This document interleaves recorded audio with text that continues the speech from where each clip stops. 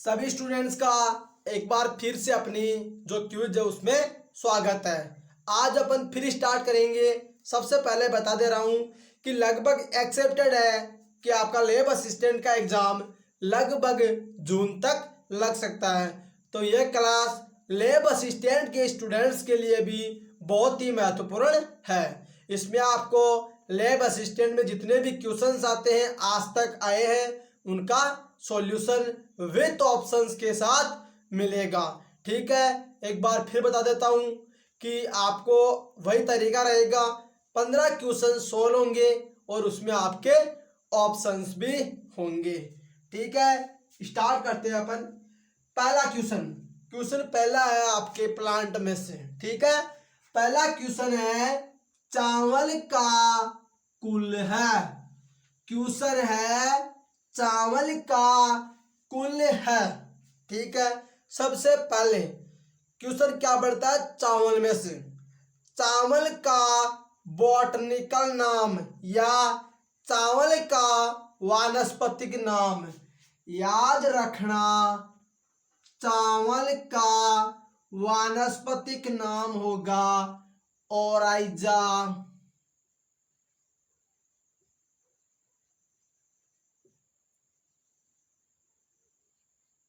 Sativum.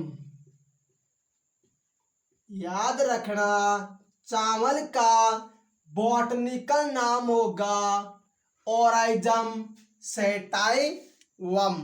ठीक है, question पूछ ले आपको चावल का राष्ट्रीय उद्यान याद रखना राष्ट्रीय अनुसंधान कहाँ होगा? कटक में।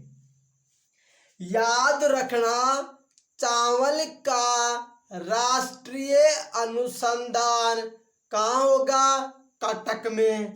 और क्वेश्चन पूछ ले आपको चावल का अंतर्राष्ट्रीय अनुसंधान कहाँ स्थित है? मनीला में। याद रखना मनीला।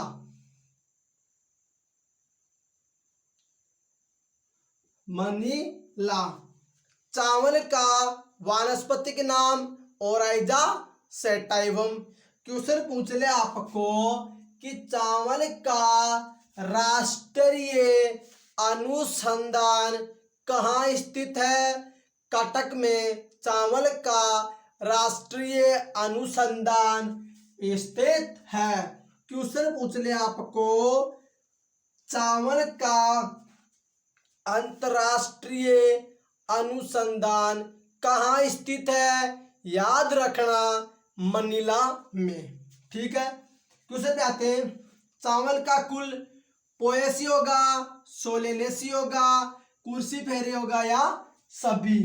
याद रखना चावल का कुल पोएसी होगा। आपका आंसर होगा चावल का कुल पोएसी होगा। ठीक है, बात आती है क्वेश्चन पूछ ले आपको धान्य फसल कौन से कुल में आएगी? पोएसी कुल में धान्य फसल आती है। धान्य फसल याद रखना जितनी भी धान्य फसलें होती है वो सारी पोएसी कुल में आती है। धान्य फसल कौन कौन सी होती है? गेहूं और इसके अलावा मक्का और चावल जो आपको दे रखा है। ठीक है, चावल को अपन धान भी बोल सकते हैं। पोएसी कुल में जितनी भी धान्य फसलें होगी वो सारी पोएसी कुल में होगी। इसके अलावा याद रखना गेहूं और मक्का धान्य फसल होगी। ठीक है, बात करें सोलेनेसी की तो सोलेनेसी में जितने भी सब्जी वाले प्लांट आएंगे, सब्जियां जितनी भी सब्जियां होगी लगभग मुख्यतः बता देता हूं आलू, टमाटर, बैंगन, इनका बोटनी का नाम है। आलू का सोलेनम ट्यूबरोसम, टमाटर का लाइकोपर्सिकम एस्कुलेंटम और बैंगन का सोलेनम मेलोंजिना।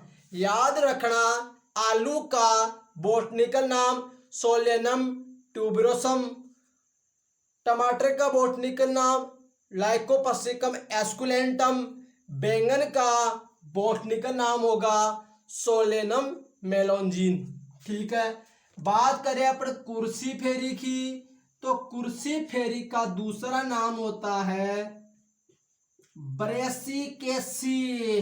याद रखना, इसका दूसरा नाम होगा ब्रेसिकेसी। और बॉटनिकल नाम किसका है? ये सरसों का कुल है। ठीक है, दोबारा बता देता हूं, चावल का वानस्पतिक नाम ओराइजा सेटाइवम। ठीक है, चावल का राष्ट्रीय अनुसंधान कटक, चावल का अंतरराष्ट्रीय अनुसंधान मनीला। ठीक है, क्वेश्चन पूछ ले, चावल का कुल पोएसी कुल होता है, जितने भी धान्य फसल है वो सभी कौन से कुल में होगी? पोएसी कुल में होगी। धान्य फसल कौन कौन सी? गेहूं और मक्का। याद रखना, चावल को धान भी बोला जाता है। सोलेनेसी कुल में जितने भी सब्जियों वाले प्लांट आते हैं वो सभी सोलेनेसी कुल में आएंगे। आलू हो गया, टमाटर हो गया, बैंगन हो गया, तीन मुख्यतः हैं। आलू का बोटनिकल नाम सोलेनम ट्यूबरोसम, टमाटर का बोटनिकल नाम लाइकोपर्सिकम एस्कुलेंटम, बैंगन का बोटनिकल नाम सोलेनम मेलोनजिनम। और इसके अलावा आपका अगला कुल आएगा कुर्सी फेरी। याद रखना, कुर्सी फेरी कुल को अपन ब्रेसिकेसी के नाम से भी जानते हैं, और ब्रेसिकेसी में आपका सरसों आएगी। ठीक है, यह आपका क्वेश्चन नंबर 1 कंप्लीट हुआ। अब पढ़ेंगे अपन अगला क्वेश्चन नंबर 2। क्वेश्चन नंबर 2, ऐसे कोशिकीय घटक का नाम बताइए जो जड़ों में नहीं पाया जाता है। क्वेश्चन पूछा गया है, ऐसे कोशिकीय घटक का नाम बताइए जो पौधों की जड़ों में अनुपस्थित होगा। हमें एक ऐसा कोशिकीय घटक बताना है जो पौधों की जड़ों में अनुपस्थित होगा। 4 ऑप्शन है, माइटोकॉन्ड्रिया, क्लोरोप्लास्ट, ल्यूकोप्लास्ट या सभी। क्वेश्चन पूछा गया है, चारों में से ऐसे घटक का नाम बताओ जो पौधों की जड़ों में एब्सेंट होगा। तो याद रखना, क्लोरोप्लास्ट एक ऐसा वर्णक होता है जो पौधों की जड़ों में अनुपस्थित होगा। ठीक है, क्लोरोप्लास्ट का काम क्या होता है? याद रखना, यह प्रकाश संश्लेषण में सहायक होगा। पीएस फोटोसिंथेसिस या प्रकाश संश्लेषण में सहायक वर्णक होगा। इसके कारण प्लांट का रंग हरा होता है। ठीक है, क्वेश्चन है, माइटोकॉन्ड्रिया क्या है? ये पौधों की जड़ों में तो होता है। क्वेश्चन पूछ ले आपको कि कोशिका का अर्ध स्वायत्त अंग या शक्ति ग्रह बोला जाता है माइटोकॉन्ड्रिया को। कोशिका का शक्ति ग्रह या इसके अलावा इसको एक नाम अर्ध स्वायत्त,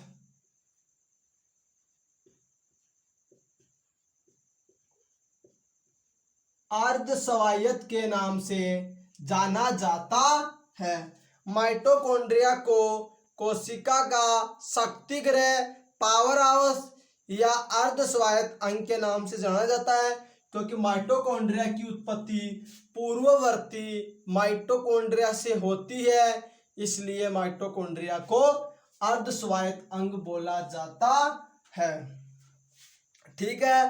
क्वेश्चन है कि माइटोकॉन्ड्रिया की एक विशेषता और याद रखना कि माइटोकॉन्ड्रिया होती है एक ऐसा कोशिकांग है जिससे कोशिका ऊर्जा लेती है या एटीपी लेगी। क्या करती है कोशिका? एटीपी लेती है। इस माइटोकॉन्ड्रिया के द्वारा कोशिका एटीपी लेगी। ठीक है। अगला आएगा आपके ल्यूकोप्लास्ट। मैंने यहां तक समझा दिया है आपको कि क्लोरोप्लास्ट एक ऐसा वर्णक है जो पौधों की जड़ों में अनुपस्थित होगा और माइटोकॉन्ड्रिया को शक्ति ग्रह एटीपी की जरूरत होती है। फल व बीजों में विशेष आकर्षक वर्णक इसके द्वारा आते हैं। फल व बीजों के आकर्षक रंग याद रखना। फल व बीजों में जो आकर्षक रंग आते हैं उन आकर्षक रंगों का कारण कौन होगा? ल्यूकोप्लास्ट होता है। याद रखना फल एवं बीज में विशेष प्रकार के आकर्षक वर्णकों का कारण कौन होगा? याद रखना ल्यूकोप्लास्ट एक ऐसा वर्णक होगा जो फल और बीजों में विशेष प्रकार के आकर्षक रंगों का कारण होगा। क्लोरोप्लास्ट जड़ों में अनुपस्थित होता है। माइटोकॉन्ड्रिया को शक्ति गृह या अर्धस्वायत्त कहते हैं क्योंकि माइटोकॉन्ड्रिया की उत्पत्ति पूर्ववर्ती माइटोकॉन्ड्रिया से होती है। ठीक है। अब पढ़ेंगे अपना अपना अगला क्वेश्चन नंबर 3। क्वेश्चन नंबर 3 यह आप क्या है? साइटोलॉजी से। ठीक है। क्वेश्चन है गुणसूत्रों की खोज की थी। याद रखना गुणसूत्रों की खोज किस वैज्ञानिक ने की थी? सीधा सीधा क्वेश्चन है, आंसर भी सीधा ही होगा कि गुणसूत्रों की खोज किस वैज्ञानिक ने की थी। याद रखना 4 ऑप्शन आएंगे, W Waldeyer, Sutton Boveri, T H Morgan या सभी। तो याद रखना गुणसूत्रों की खोज गुणसूत्रों की खोज डब्ल्यू वाल्डेयर नामक वैज्ञानिक ने की थी। याद रखना गुणसूत्रों की खोज डब्ल्यू वाल्डेयर नामक वैज्ञानिक ने की थी। ठीक है। अगला क्वेश्चन है गुणसूत्रीय सिद्धांत का प्रतिपादन किया। गुणसूत्रीय सिद्धांत का प्रतिपादन सटन और बावेरी ने किया।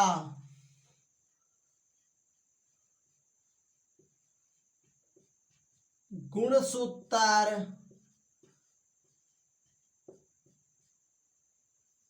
सिद्धांत किसने दिया?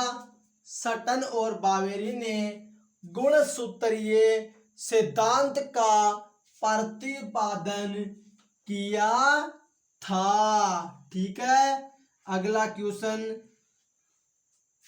प्रायोगिक आनुवांशिकी का जनक कौन था? T H Morgan. प्रायोगिक आनुवांशिकी जनक आनुवांशिकी का जनक कौन था? T H Morgan. ठीक है। गुणसूत्रों की खोज डब्ल्यू वाल्डेयर ने की। Very good. गुणसूत्रीय सिद्धांत का प्रतिपादन किसने किया? सटन और बावेरी ने गुणसूत्रीय सिद्धांत का प्रतिपादन किया। टीएच मॉर्गन ने प्रायोगिक आनुवांशिकी का जनक था। इसने इस पर ड्रोसोफिला पर भी प्रयोग किया था। ठीक है। अब पढ़ेंगे अपन अपना अगला क्वेश्चन नंबर 4। ठीक है। 4 अपन अगला क्वेश्चन अपना स्टार्ट करेंगे। क्वेश्चन नंबर 4 प्लांट डिजीज में से ह्यूमन डिजीज में से आया है।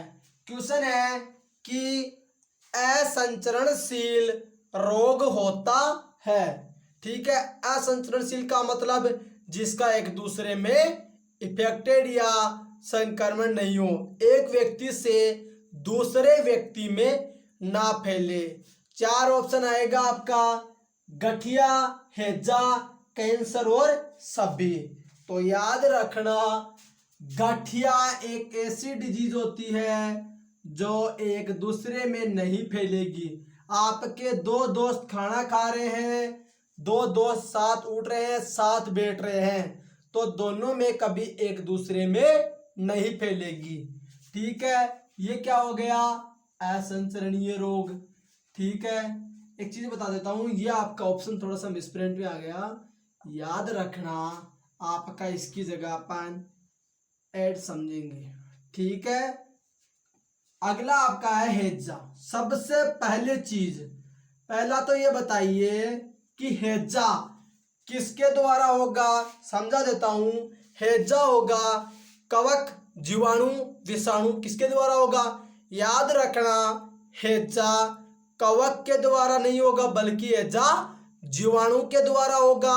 पहली बात, हैजा जीवाणु के द्वारा होगा। कौन सा जीवाणु, विब्रिया कोलेरी। कौन सा जीवाणु, विब्रियो कोलेरी।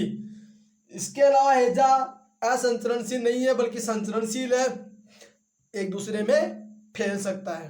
ठीक है, हैजा किसके द्वारा होगा, जीवाणु के द्वारा होगा। जीवाणु कौन सा, विब्रियो कोलेरी। याद रखना, विब्रियो कोलेरी के द्वारा मनुष्य में हैजा नामक बीमारी होती है। क्वेश्चन यह भी बनता है कि जो हैजा होता है उसका क्या होता है, संचरण। ठीक है, 3 ऑप्शन कंप्लीट। गठिया पांव असंचरणशील होगा, हैजा जीवाणु के द्वारा होगा। जीवाणु कौन सा, विब्रियो कोलेरी। और जीवाणु संचरण करेगा मतलब एक आदमी से दूसरे आदमी में फैलेगा, इसीलिए इसको संचरणशील बोलते हैं। बात करें एड्स की, एड्स किसके द्वारा होगा, सबसे पहली बात, एड्स हमेशा वायरस के द्वारा होगा। कौन सा वायरस, HIV वायरस के द्वारा होगा। ठीक है, एड्स किसके द्वारा फैलता है, असुरक्षित यौन संबंध और इसके अलावा संक्रमित सुई के द्वारा। मुख्य कारण बता देता हूं इसका,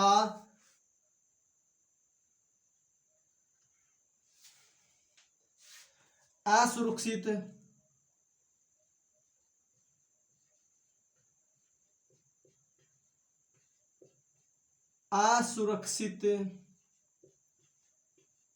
यौन संबंध, असुरक्षित यौन संबंध के द्वारा एड्स फैलता है। इसके अलावा संक्रमित सुई से भी फैलता है। असंचरणशील रोग, गठिया पांव, हैजा जीवाणु के द्वारा होगा। हैजा कौन से जीवाणु के द्वारा होगा, विब्रिया कोलेरी के द्वारा। हैजा संचरणशील बीमारी होती है। एड्स वायरस के द्वारा होगा, कौन से वायरस के द्वारा, HIV के द्वारा होगा। असुरक्षित यौन संबंध के द्वारा एड्स होता है। ठीक है, अब आपका ये क्वेश्चन हुआ कंप्लीट कि एड्स और हैजा तो संचरण होता है एक दूसरे में। गठिया पांव हो गया, कैंसर हो गया, ये ऐसी बीमारियां हैं जो एक दूसरे में कभी भी नहीं फैलती है। बाकी इसमें हैजा और एड्स ऐसी बीमारी है, एक वायरस के द्वारा हो रही है, हैजा जीवाणु के द्वारा होता है। एड्स के कारण मैंने बता दिया, असुरक्षित यौन संबंध, इसके अलावा संक्रमित सुई का साझा करने से भी व्यक्ति में एड्स नामक बीमारी होती है।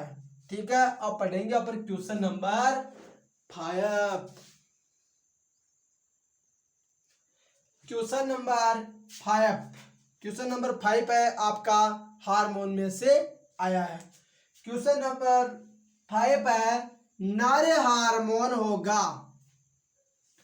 क्वेश्चन नंबर 5 है कि निम्न में से नर हार्मोन होगा।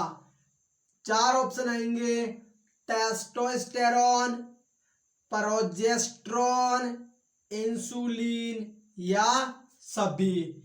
याद रखना, प्रोजेस्टेरोन एक ऐसा हार्मोन है जिसको अपन नर हार्मोन के नाम से जाना जाता है। याद रखना, प्रोजेस्टेरोन को नर हार्मोन के नाम से जाना जाता है। एक क्वेश्चन आपका यहाँ कंप्लीट। प्रोजेस्टेरोन में देख 2 क्वेश्चन बनते हैं, याद रखना। सबसे पहला, प्रोजेस्टेरोन नर में होता है या मादा में? बता देता हूँ। प्रोजेस्टेरोन एक मादा हार्मोन होता है और प्रोजेस्टेरोन क्या करता है कि कार्पस ल्यूटियम को स्रावित करता है। मादाओं में कार्पस ल्यूटियम का स्त्रावण किसके द्वारा होगा? प्रोजेस्टेरोन के द्वारा होगा। ठीक है, प्रोजेस्टेरोन में से 2 क्वेश्चन बनाते, दोनों बता देता हूं। पहला क्वेश्चन, ये कौन सा हार्मोन है? ये मादा हार्मोन है। कौन सा हार्मोन है? मादा हार्मोन। इसका काम क्या है? ये मादाओं में कार्पस ल्यूटियम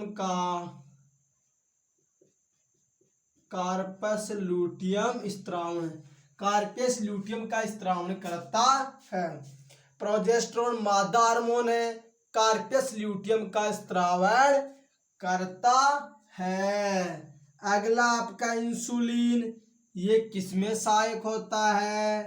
याद रखना, यह मधुमेह नामक रोग में सहायक होगा। याद रखना, इंसुलिन नामक हार्मोन मधुमेह नामक रोग में सहायक होगा।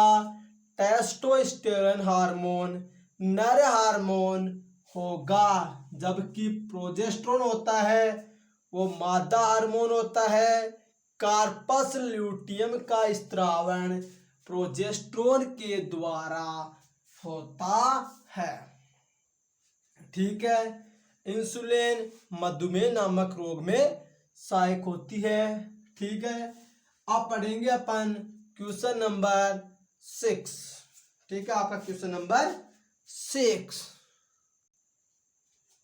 जितने भी स्टूडेंट्स हैं उनको क्वेश्चन नंबर 6 पढ़ने से पहले बता देता हूं कि आपका लैब असिस्टेंट का जो एग्जाम है, यहाँ थोड़ा सा थ्योरेटिकल समझाऊंगा। आपका लैब असिस्टेंट का जो एग्जाम है वो लगभग आपका होगा, कब होगा? लगभग जून के महीने में होने के चांसेस हैं। याद रखना, लैब असिस्टेंट के एग्जाम की डेट जून तक कंफर्म है। अभी तक हाल फिलहाल जो अपडेट आ रही है उसके हिसाब से जून तक आपका लैब असिस्टेंट का एग्जाम लग जाएगा। इसके अलावा और बता देता हूँ, जेट वालों के लिए याद रखना, जेट का वही टाइम होगा जो हर साल होता है, मई में। ठीक है, आपका एग्जाम लग जाएगा लगभग मई के लगभग आपका एग्जाम लग जाएगा।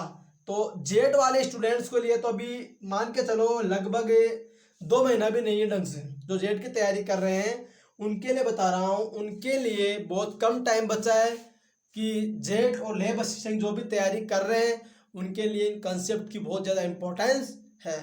उनको ये कंसेप्ट समझना बहुत ज़्यादा ज़रूरी है। तो जितने भी स्टूडेंट्स तैयारी कर रहे हैं, याद रखिए आपके पास अब 2 महीने हैं और इन 2 महीने में आपको ओनली क्विज सोल्व करनी है जिन्होंने थ्योरी सोल्व कर ली है। ठीक है, अब थ्योरी पढ़ने जितना टाइम नहीं है। आप जितने हो सके जितने क्यूज पढ़िए, क्वेश्चन सोल्व करिए, ताकि आप जेट में एक, मैं चाहता हूं कि जितने भी स्टूडेंट लगभग कम से कम टॉप 100 में रैंक आनी चाहिए आपकी, तब मान लेना आपने जेट की तैयारी की है। यदि टॉप 100 नहीं है तो मान के चलो आपने काम चलाऊ तैयारी की है। और जो बंदा 1 साल या 1.5 साल से तैयारी कर रहा है उसको तो भैया कम से कम टॉप 50 रैंक में तो आना जरूरी है, कोई बड़ी बात नहीं है। यदि आपकी तैयारी बढ़िया है, कंसेप्ट बढ़िया है, या रैंक्स आपके लिए कुछ मायने नहीं रखती है, इससे भी आप बढ़िया करोगे। तो जितने भी स्टूडेंट हैं उम्मीद करता हूँ बढ़िया कंसेप्ट समझ भी रहे होंगे और समझेंगे भी। ठीक है, ये आपके क्वेश्चन नंबर 5 तो हुआ कंप्लीट। ठीक है, अब पढ़ेंगे अपन क्वेश्चन नंबर 6। अब पढ़ेंगे अपन क्वेश्चन नंबर 6 को अपन थ्योरेटिकल तरीके से पढ़ेंगे। इसको अपन वो अपना जो तरीका होता है ना ऑप्शन वाला, उससे नहीं पढ़ेंगे अपन। एक पार्ट आता है आरएनए का कार्य। आरएनए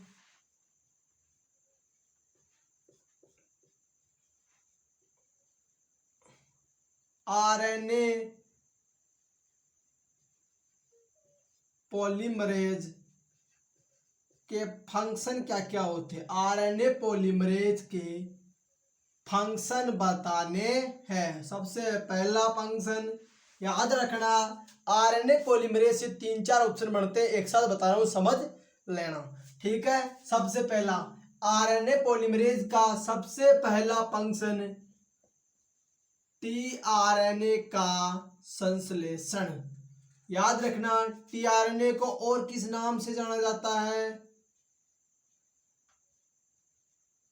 अडेप्टर के नाम से जाना जाता, अडेप्टर आरएनए भी माना जाता है। ये क्या करता है? ये ट्रांसफर का काम करता है।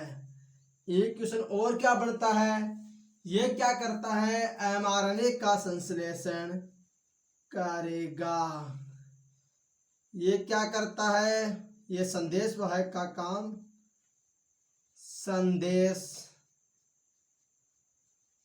संदेश वाहक का काम करेगा। जबकि एक दूसरा और क्या है? एचएनआरएनए।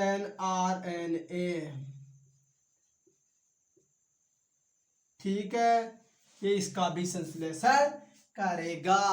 याद रखना, आरएनए पॉलीमरेज, टीआरएनए, एचएनआरएनए और इसके अलावा एमआरएनए, इन तीनों का संश्लेषण करेगा।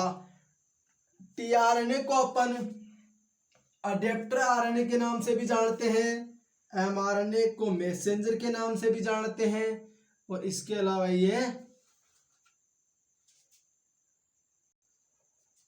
इसके अलावा आरएनए पॉलीमरेज का एक काम और होता है। आरएनए पॉलीमरेज क्या करता है? आरआरएनए का संश्लेषण भी करेगा। बता देता हूं, आरआरएनए का संश्लेषण करेगा। सबसे बड़ा होता है, सबसे बड़ा आरएनए, सबसे बड़ा आरएनए। याद रखना, आरआरएनए सबसे बड़ा आरएनए होता है। ठीक है, क्वेश्चन दोबारा बता रहा हूं। आरएनए पॉलीमरेज के 4 काम होते हैं। टीआरएनए या अडेप्टर आरएनए का संश्लेषण करना। ठीक है, दूसरा काम एमआरएनए होता है। दूसरा एमआरएनए का मतलब होता है मैसेंजर आरएनए। ठीक है, मैसेंजर आरएनए क्या होता है? जो संदेश को एक जगह से दूसरी जगह पर भेजने का काम करते हैं, उसे एमआरएनए संदेश वाहक बोला जाता है। जबकि आरआरएनए सबसे बड़ा आरएनए होता है, इसका संश्लेषण भी आरएनए पॉलीमरेज करेगा। ठीक है, अपना अगला काम होगा एचएनआरएनए। याद रखना, एचएनआरएनए का भी संश्लेषण आरएनए पॉलीमरेज के द्वारा होगा। ठीक है, यहाँ पर अब आपका क्वेश्चन नंबर 6 हुआ कंप्लीट। अब पढ़ेंगे अपन क्वेश्चन नंबर 7।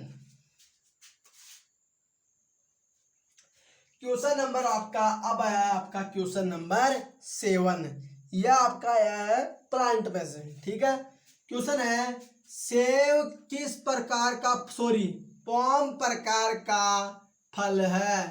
क्वेश्चन पूछा गया है कि पॉम किस प्रकार का फल होगा। 4 ऑप्शन है, सेव, खीरा, टमाटर या सभी। 4 ऑप्शन दिए हुए हैं कि पॉम किस प्रकार का फल होगा। तो याद रखना, पॉम एक सेव प्रकार का फल होता है। क्वेश्चन पूछ ले नाशपाती किस प्रकार का फल है। तो याद रखना, नाशपाती भी पॉम प्रकार का फल है। ठीक है, अगर क्वेश्चन आ जाए खीरा किस प्रकार का फल है, तो याद रखना खीरा किस प्रकार का फल है, पीपो प्रकार का फल है खीरा। ठीक है, पीपो प्रकार का फल खीरा है। खीरा के अलावा और कौन कौन से फल है जो पीपो प्रकार के होते हैं, याद रखना लौकी और करेला। यह दोनों ऐसे फल होते हैं जो पीपो प्रकार के होते हैं। लौकी, करेला और खीरा ये तीनों कौन से प्रकार के होंगे, पीपो प्रकार के फल होंगे। दोबारा बता देता हूं, पॉम प्रकार के फल सेव और नाशपाती ये दोनों पॉम प्रकार के फल होंगे। खीरा, लौकी और करेला ये तीनों पीपो प्रकार के फल होंगे। और टमाटर किस प्रकार का फल होगा, बदरी प्रकार का फल होगा। ठीक है, टमाटर है बदरी प्रकार का फल होगा। टमाटर के अलावा और कौन सा फल है जो बदरी प्रकार का होता है, याद रखना अमरूद। अमरूद भी बदरी प्रकार का होता है। ठीक है, दोबारा बता देता हूं, पॉम प्रकार का फल है।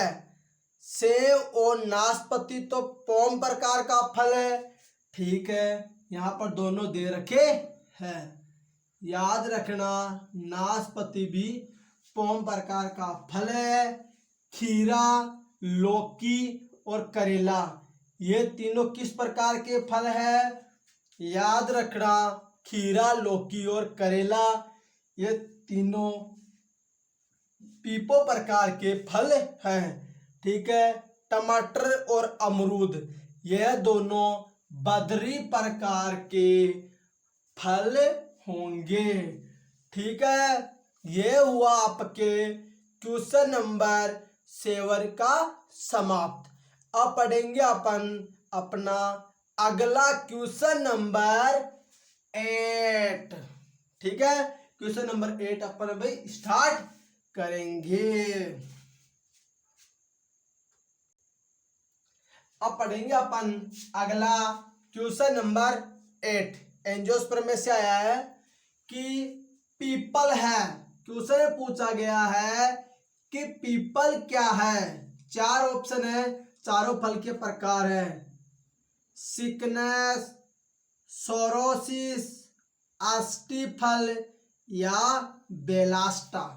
चारों में से पीपल कौन से प्रकार की फल की कैटेगरी में आएगा, याद रखना पीपल होता है वो सिकनस होते हैं। ठीक है, सिकनस प्रकार के फल पीपल में होंगे।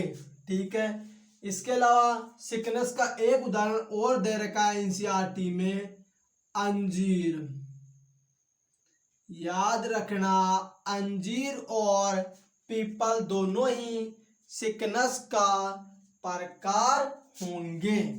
ठीक है, बात करें सोरोसिस में से क्या क्या फल आते हैं, बता देता हूं। सोरोसिस में दो प्रकार के फल आएंगे, सहतूत और अनानास। यह दोनों ही सोरोसिस में आते हैं। लिख देता हूं, सहतूत व इसके अलावा अनानास। सहतूत और अनानास दोनों ही सोरोसिस प्रकार के फल है। सिकनस प्रकार के फल अंजीर और पीपल होंगे। ठीक है, अब पढ़ेंगे अपन अष्टफल कौन कौन से होते हैं, वो भी बता देता हूं। याद रखियो कि अष्टफल कौन कौन से होंगे, आम, बेर और इसके अलावा बादाम। यह तीनों किस प्रकार के फल होंगे, यह तीनों अष्टफल होंगे।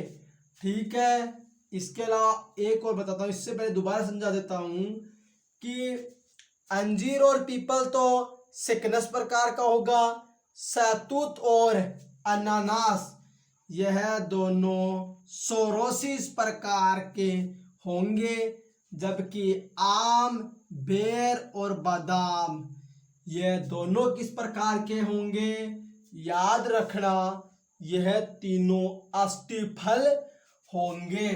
ठीक है, अब समझेंगे अपन ऑप्शन नंबर 4, बेलास्टा प्रकार का फल।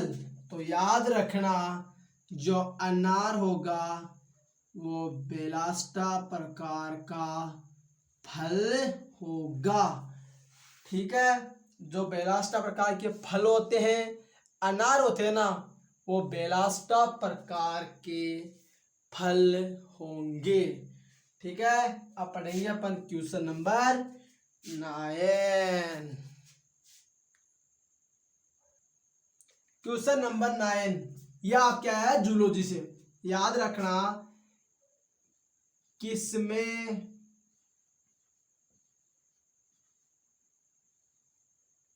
आहार नाल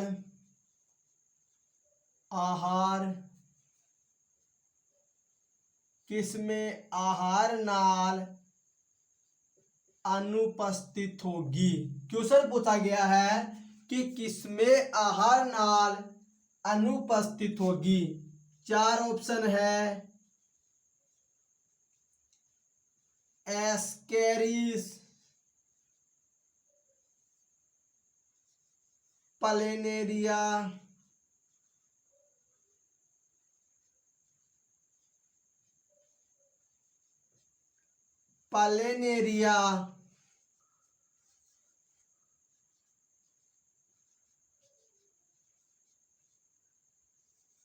टेपवर्म या सभी। क्वेश्चन है कि इन चारों में से आहार नाल किसमें नहीं पाई जाएगी। इन चारों में से आपको एक आंसर देना है। 30 सेकंड का टाइम दूंगा, जितने भी स्टूडेंट बैठे कमेंट बॉक्स में बताएंगे कि इन चारों में से आहार नाल अनुपस्थित हो सकती है। ठीक है, ईमानदारी से बताओ कि 30 सेकंड का टाइम दूंगा। सोचिए कि किसमें आहार नाल अनुपस्थित होगी। ठीक है, बता देता हूं, याद रखना टेपवर्म में आहार नाल अनुपस्थित होगी। ठीक है, टेपवर्म में आहार नाल अनुपस्थित होगी। याद रखना टेपवर्म एक ऐसा जीव होता है जिसमें आहार नाल अनुपस्थित होगी। आहार नाल मतलब आहार को ग्रहण करने वाली नाल टेपवर्म में नहीं पाई जाएगी।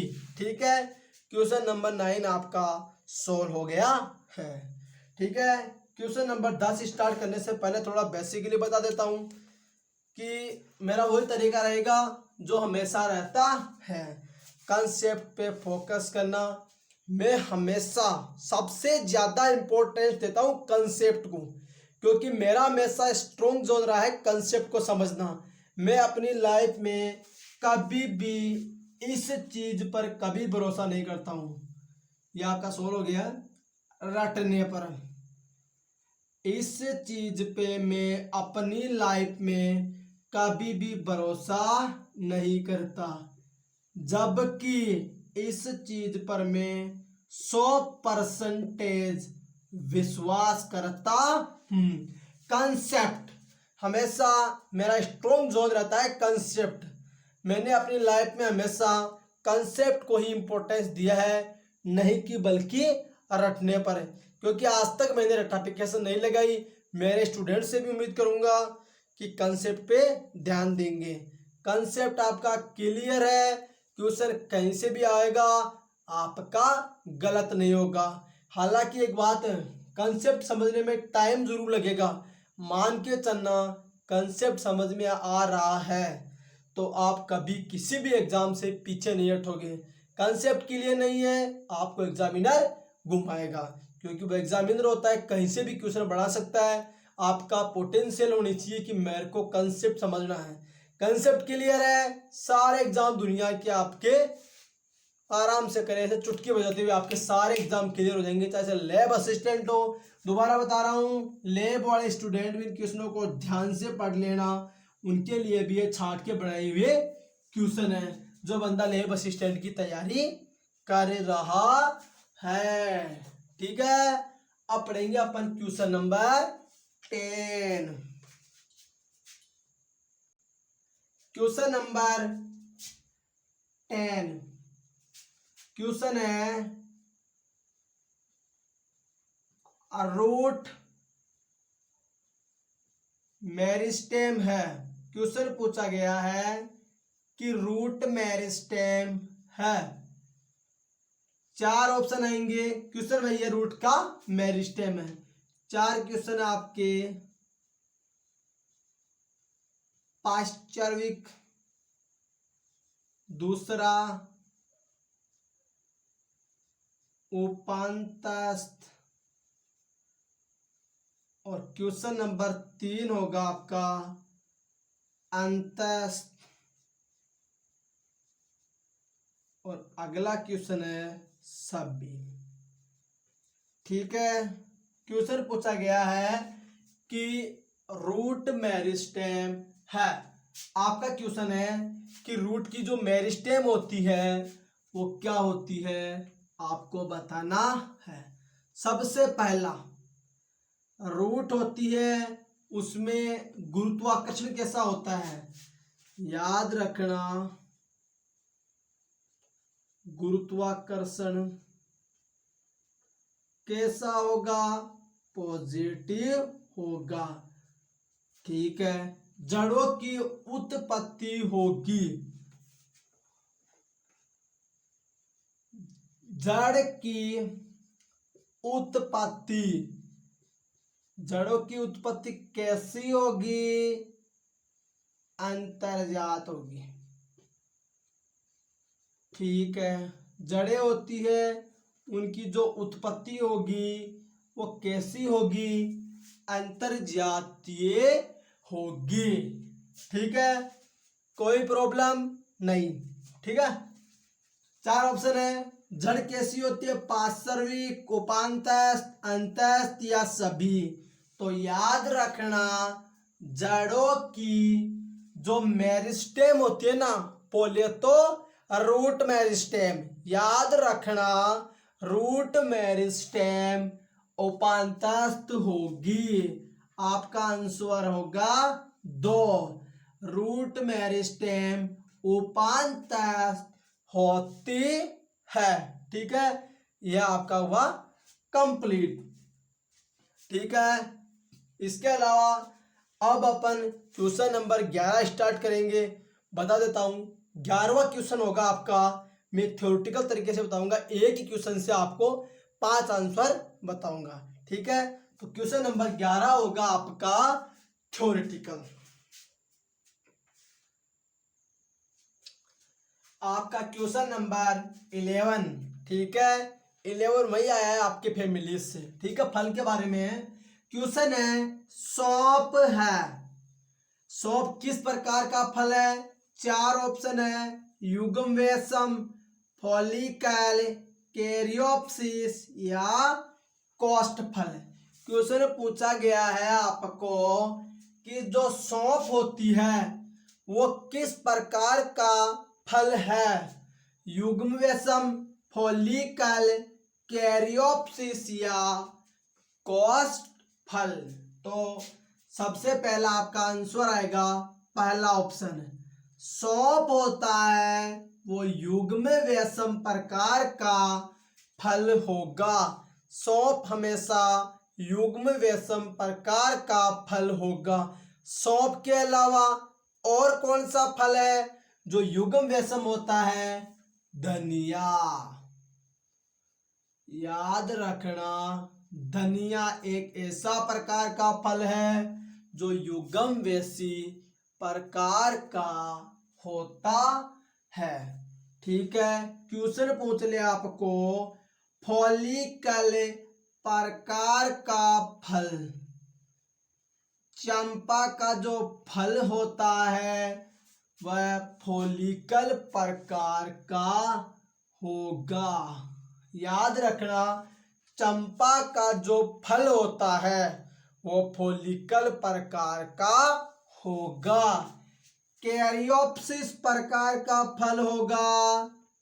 इसको बता देने से पहले बता देता हूं, सौंफ और धनिया युग्म वेशी फल होते हैं, जबकि चंपा होता है वो फॉलिकल प्रकार का लार्क स्कर्पियो होता है।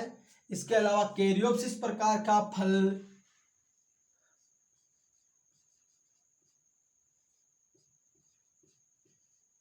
मक्का और गेहूं, यह दोनों कैरियोप्सिस प्रकार का फल होगा। कैरियोप्सिस का मतलब इसमें कौन से आते हैं बता देता हूं, धान्य। ठीक है, जितने भी धान्य फसल होती है वो सारी कैरियोप्सिस में आती है लगभग, मुख्यतः मक्का और गेहूं। ठीक है, अब आएगा आपका अगला क्वेश्चन नंबर 4 में से क्या पूछ रहा है आपको कि कोष्ठ फल का उदाहरण है, कौन कौन सा है?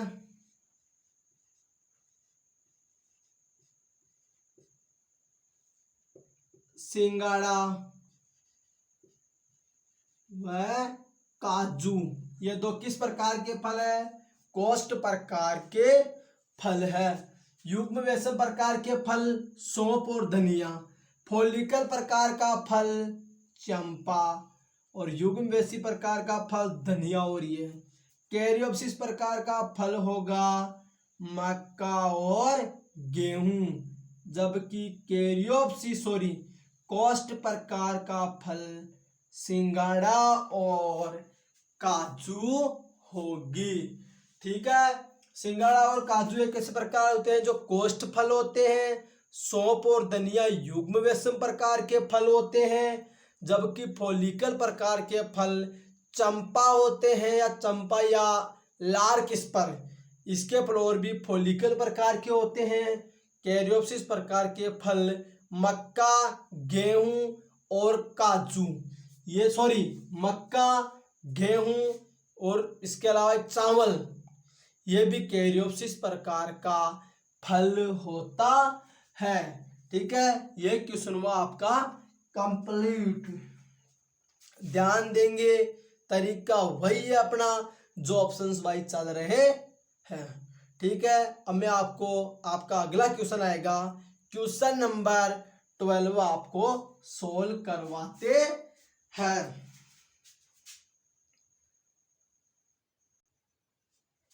क्वेश्चन नंबर 12 है, टेस्टोस्टेरोन की उत्पत्ति होती है। टेस्टोस्टेरोन टेस्टोस्टेरोन की उत्पत्ति, टेस्टोस्टेरोन की उत्पत्ति 4 कोशिका, यकृत कोशिका, इसके अलावा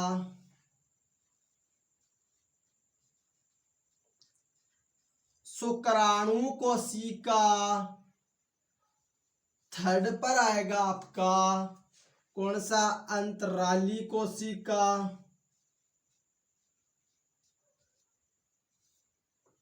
अंतराली कोशिका, फोर्थ पर आएगा आपका यकृत कोशिका, शुक्राणु कोशिका, अंतराली कोशिका या सभी। चारों में से ऐसा ऑप्शन बताओ जिससे टेस्टोस्टेरोन की उत्पत्ति होती है। सबसे पहली बात, टेस्टोस्टेरोन कौन सा हार्मोन होता है, याद रखना यह नर हार्मोन होगा। टेस्टोस्टेरोन नर हार्मोन होता है, पहला ऑप्शन। ठीक है, 4 ऑप्शन देगा, यकृत, शुक्राणु कोशिका, अंतराली कोशिका। इन चारों में से टेस्टोस्टेरोन की उत्पत्ति कौन सी कोशिका के द्वारा होगी? ठीक है, तो याद रखना अंतराली कोशिकाओं के द्वारा टेस्टोस्टेरोन जो नर हार्मोन है उसकी उत्पत्ति होगी। अंतराली कोशिका के द्वारा टेस्टोस्टेरोन नामक हार्मोन की उत्पत्ति होगी। शुक्राणु कोशिकाओं के द्वारा क्या बनेंगे, शुक्राणु। शुक्राणु कोशिकाओं के द्वारा शुक्राणुओं का निर्माण होगा। याद रखना शुक्राणु कोशिका के द्वारा शुक्राणुओं का निर्माण होगा। यकृत कोशिका के द्वारा यकृत बनेगा। ठीक है, याद रख लोगे। टेस्टोस्टेरोन नर हार्मोन होता है। टेस्टोस्टेरोन की उत्पत्ति अंतराली कोशिका के द्वारा होती है। शुक्राणु कोशिकाओं के द्वारा शुक्राणु बनेंगे और यकृत कोशिकाओं के द्वारा यकृत का निर्माण होगा। मानव शरीर का सबसे बड़ा अंग होता है लीवर। याद रखना शरीर के लगभग 70% काम तो यह लीवर ही करता है। ठीक है, अब पढ़ेंगे अपन क्वेश्चन नंबर 13। क्वेश्चन नंबर 13, निषेचन में सहायक एंजाइम होगा। क्वेश्चन नंबर 13 है कि चारों में से ऐसा कौन सा एंजाइम होगा जो निषेचन में सहायक होगा। 4 ऑप्शन है, FSH, LH, हाल्यूरोनिडेज या सभी। तो याद रखना निषेचन में सहायक एंजाइम का नाम क्या होगा। याद रखना निषेचन में सहायक एंजाइम हाल्यूरोनिडेज होगा। ठीक है, हाल्यूरोनिडेज एक ऐसा एंजाइम होगा जो निषेचन में सहायक होगा। याद रखना निषेचन में सहायक एंजाइम हाल्यूरोनिडेज। ठीक है, अगला क्वेश्चन, FSH का पूरा नाम। क्वेश्चन आएगा FSH का पूरा नाम फॉलिकल स्टिमुलेटिंग। याद रखना फॉलिकल स्टिमुलेटिंग हार्मोन। ठीक है, ये किसका होगा, याद रखना ये FSH का पूरा नाम होगा। क्वेश्चन अगला है, LH का पूरा नाम होगा।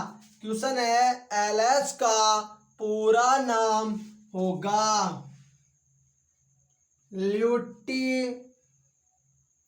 Luteinizing hormone. याद रखना एलएच का पूरा नाम ल्यूटिनाइजिंग हार्मोन होगा।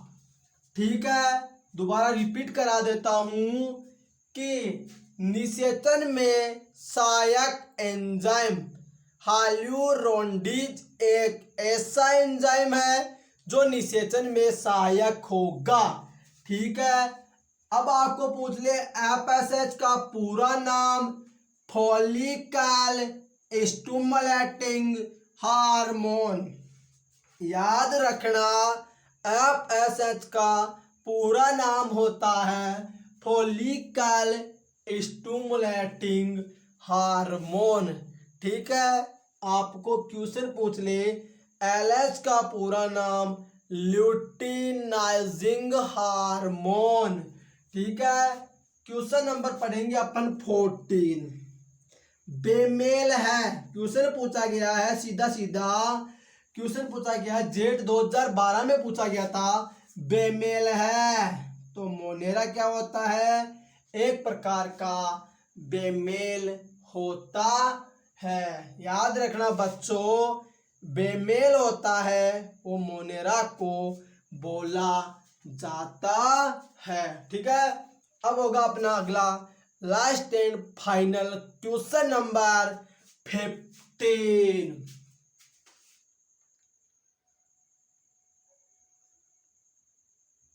क्वेश्चन नंबर 15 अलग तरीके से होगा अपने आनुवांशिक पदार्थ।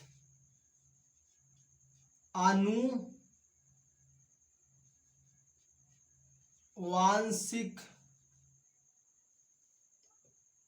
पदार्थ। ठीक है, बता देता हूं आनुवांशिक पदार्थ की क्या क्या कहानी होती है। सबसे पहले आरएनए आनुवांशिक पदार्थ के रूप में किसमें होगा? देखिए, मुख्यतः डीएनए आनुवांशिक पदार्थ होता है, लेकिन आरएनए आनुवांशिक पदार्थ किसमें होगा? याद रखना वायरसों,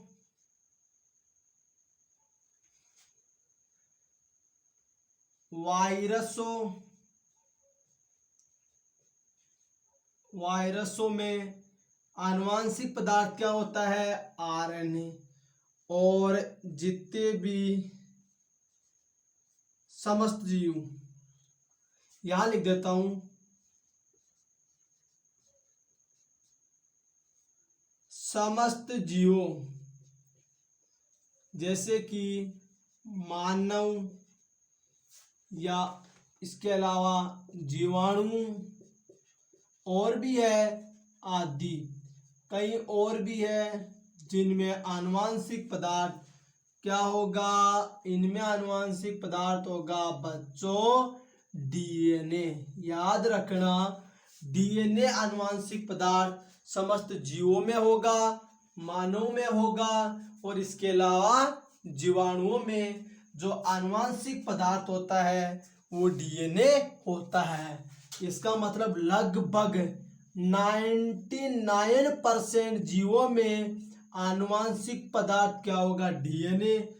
और बहुत कम जीवों में आरएनए होगा। डीएनए और आरएनए में एक बहुत बड़ा फर्क होता है, बता देता हूं।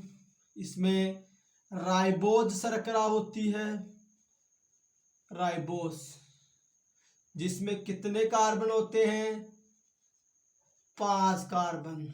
और डीएनए में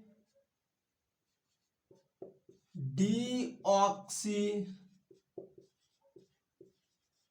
राइबोज, इसमें कितने होते हैं?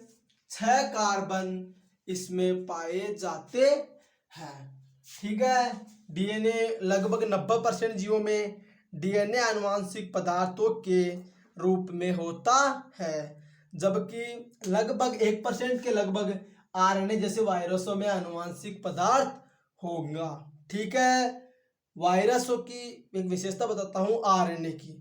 आरएनए होता है उसमें 5 कार्बन वाली शर्करा राइबोस पाई जाती है। डीएनए में 6 कार्बन वाली शर्करा डीऑक्सी राइबोज पाई जाएगी। ठीक है, तो आज आपका क्वेश्चन नंबर 15 की क्विज आपकी समाप्त हुई। ठीक है, अब अपन अगले लेक्चर में फिर इसी तरीके से अगली क्विज के साथ मिलेंगे।